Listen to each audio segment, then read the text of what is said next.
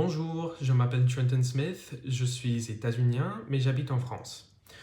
Donc toutes les vidéos que j'ai publiées jusqu'à présent portent sur la musique, où je joue du piano par exemple, mais de temps en temps j'ai envie de parler d'autres choses, de publier d'autres types de contenus, par exemple qui portent sur, je sais pas, la linguistique, la politique, la société, le voyage.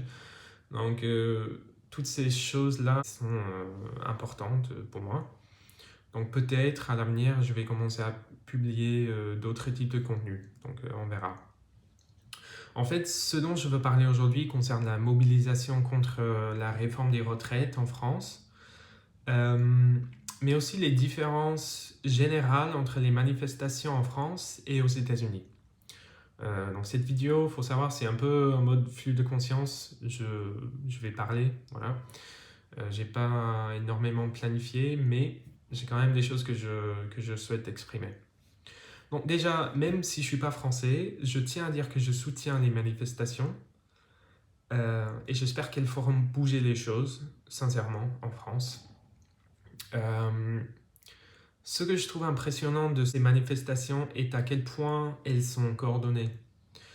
Donc si je pense à l'annulation du droit à l'avortement, aux États-Unis, je pense que c'était le 24 juin 2022, quand ils ont fait la décision de la Cour suprême.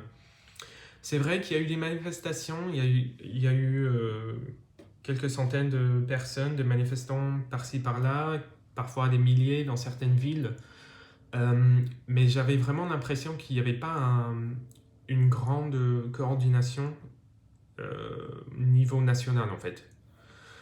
Alors qu'aujourd'hui en France, en fait, il s'agit d'une centaine de milliers de personnes. C'est énorme. Surtout comparé à la taille de la population en France et celle des États-Unis, c'est vraiment impressionnant. Et oui, certes, c'est deux contextes complètement différents, deux pays différents avec deux systèmes de... Enfin, avec les systèmes différents, quoi, entre les États-Unis et la France. Mais quand même, je trouve que la différence dont les manifestations ont eu lieu dans ces deux situations, c'est quand même flagrant. Et ça, c'est juste pour la retraite en France. Enfin, juste, je ne veux pas le formuler comme ça, mais admettons qu'il s'agisse de l'avortement en France. La France pèterait un câble. Sincèrement, je pense que le pays arrêterait de fonctionner. Tout court. Je pense qu'il s'agit d'une différence d'organisation en France. C'était largement mené par la CGT. Voilà, c'est coordonné en fait. La collecte des déchets a été stoppée à Paris. J'étais juste là il y a quelques jours. Et voilà, c'est vraiment flagrant quoi, quand on voit les déchets partout. Après, je pense que c'est un moyen efficace de faire bouger les choses parce que c'est là devant ta face en fait. Tu vois. Enfin, voilà, c'est devant toi, devant tout le monde, les citoyens, les politiciens, les touristes. C'est peut-être une bonne façon de changer les choses, peut-être. C'est très difficile de manifester ainsi aux États-Unis et de manifester tout court, en fait. Par exemple, je sais que récemment, Biden, il a enlevé le droit chez les travailleurs sur les rails, enfin, le système de train aux États-Unis, de faire grève en fait. Donc ils n'ont plus le droit de faire grève. Voilà, comme ça, c'est simple. Donc voilà, c'est très difficile de manifester aux États-Unis. On a beaucoup d'États aux États-Unis qui sont at will.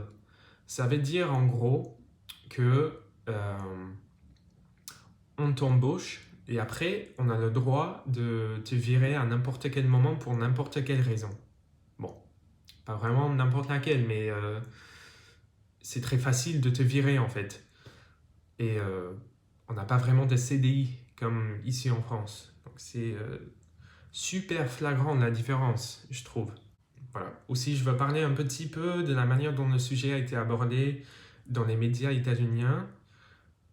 Déjà, c'était très peu abordé au début. En fait, la première semaine, je me rappelle, il y avait quasiment aucune information publiée sur les sites de médias états-uniens. Très très peu. Maintenant, on commence à voir des informations publiées là-dessus, c'est vrai. Mais au début, oui, c'était vraiment frappant, quoi. Il semblait... voilà, on aurait dit qu'il y avait un effort coordonné pour ne rien dire là-dessus, en fait. Après, c'est compréhensible parce que je pense que les médias états-uniens ne voulaient pas attiser la flamme, entre guillemets. Euh, Parce que voilà, les mouvements pareils aux États-Unis ne seraient pas dans leur intérêt. Euh, voilà, en fait, je viens de voir une vidéo publiée par CNN juste il y a quelques heures. Ils faisaient des interviews avec les touristes à Paris. Et donc, ils demandaient leur avis sur le sujet, la situation. C'était concernant les, les poubelles qui débordent, en fait. Et tout le monde disait oui, c'est dégueulasse, c'est pas. En fait, je m'attendais pas à ça, surtout à Paris et tout.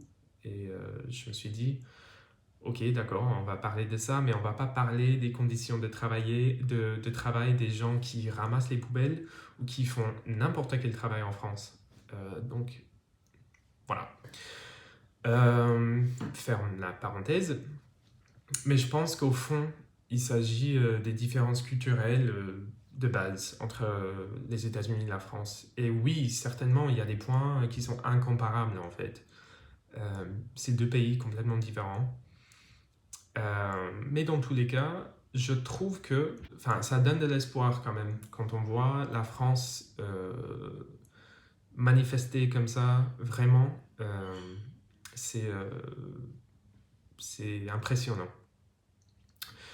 Donc voilà, je pense que j'ai abordé à peu près tout de ce que je voulais dire.